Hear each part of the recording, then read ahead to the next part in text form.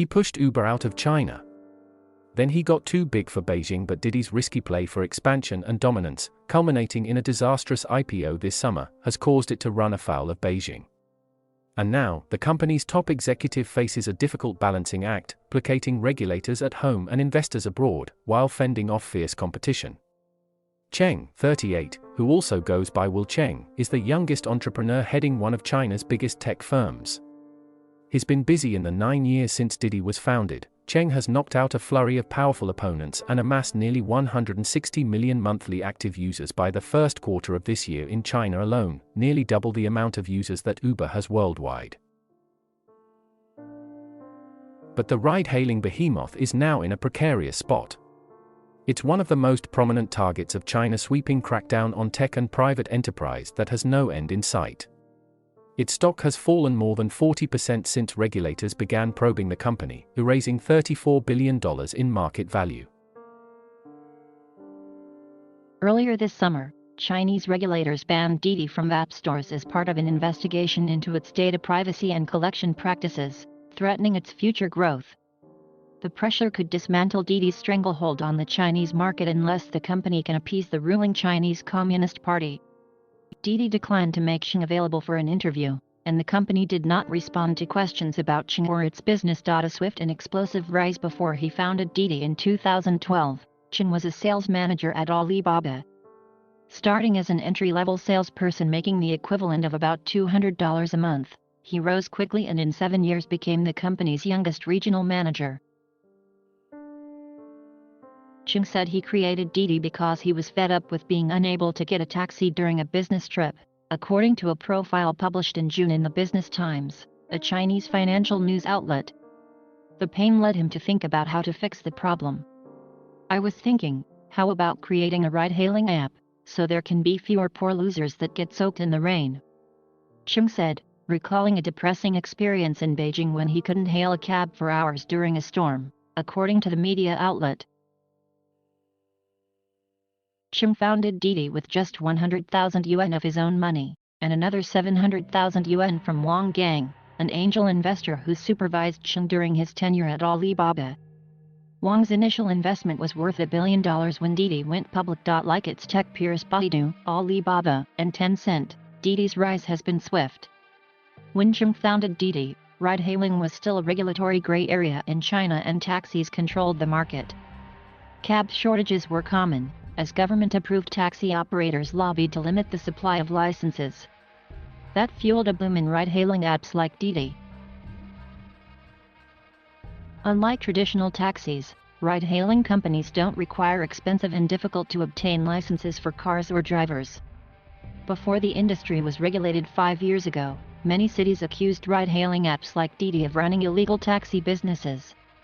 Didi argued that it was only providing a platform to connect passengers with cars owned by rental agencies or other third parties. Didi had learned to navigate this gray zone.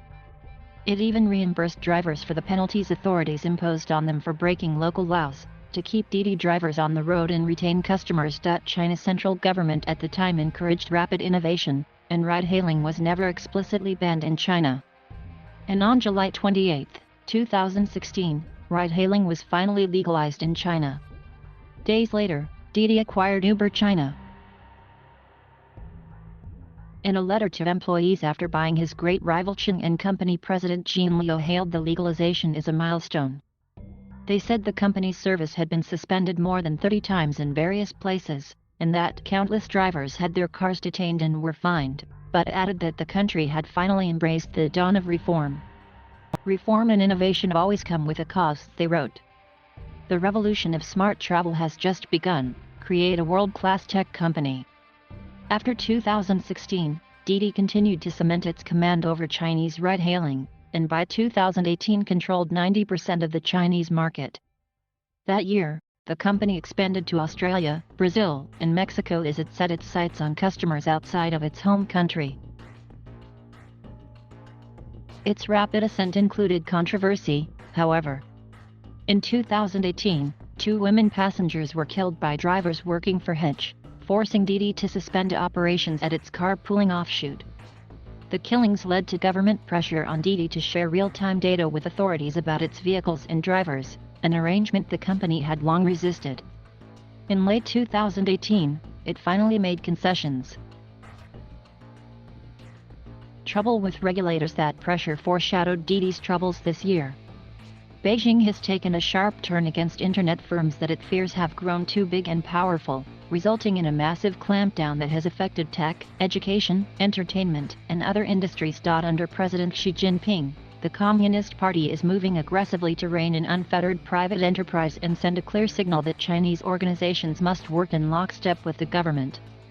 Companies that have grown too big too quickly will be kept in check to ensure they are aligned with the government's priorities. Didi ran into trouble as it pushed ahead with a $4.4 billion initial public offering in New York, apparently despite evidence Beijing was unhappy.